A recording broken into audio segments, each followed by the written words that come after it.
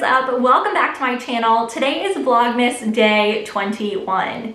If you're new here, hi, I'm Maddie. I'm a K-5 STEM teacher and ed tech coach in Los Angeles. I post weekly tech tutorials for teachers, and during Vlogmas, I'm posting a new video every single day in December up until Christmas. So like I said, today is Vlogmas Day 21.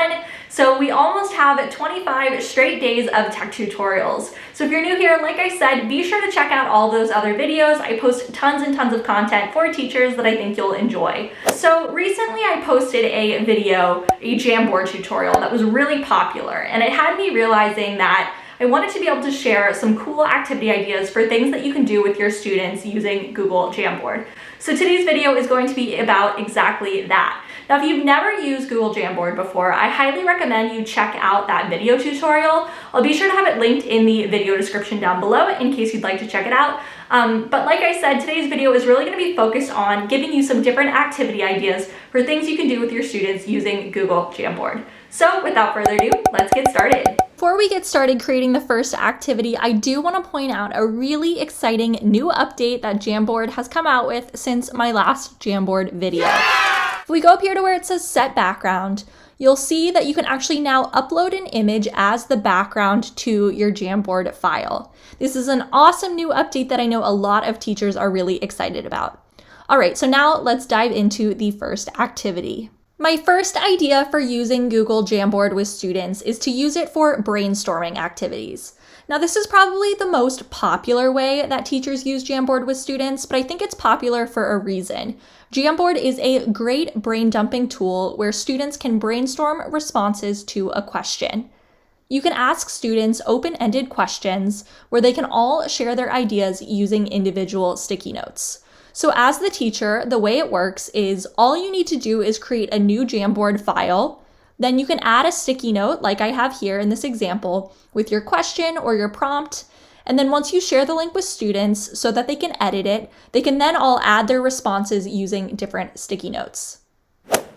My second idea for using Google Jamboard with students is to use it for exit tickets. Jamboard is a really great tool to use when you're looking for quick responses from students, whether you're teaching in person or remotely. All you need to do is create a question or a prompt. I like to do this using the sticky notes. Then you can share the link with students so that they can edit it, and students can all add their responses to your prompt. This is a very quick example I put together to help you visualize what exit tickets can look like in Jamboard.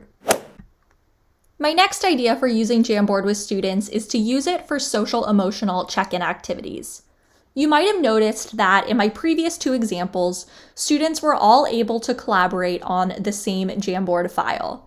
You can also use Jamboard so that they can't view each other's work and that each student has their own file. So instead of having students collaborate, you can also have them have their own specific Jamboard file. I think that this is particularly great when you're assessing students, or in this case, when you're checking in with students' social emotional needs. For this example, I've created a drag and drop activity where students can click and drag on an emoji to show how they're feeling. If you aren't sure how to create a copy for each student in your class, I'll be sure to have a video linked in the description down below to show you how to make a copy for each student. My last example is to create a KWL chart using Jamboard. In this example, I've created 3 different columns: know, want to know, and learned, so that students can organize their thoughts. This is a very simple example, but my hope is that it shows you how you can use Jamboard to sort ideas, organize thoughts, and you can even use it as a digital anchor chart. Thank you so much for watching today's video. I hope you enjoyed these Jamboard activity ideas for things you can do with your students. If you liked this video, be sure to give me a thumbs up. Subscribe to my channel if you're not already. I post weekly tech tutorials for teachers, and I'll see you back here tomorrow. Bye, friends.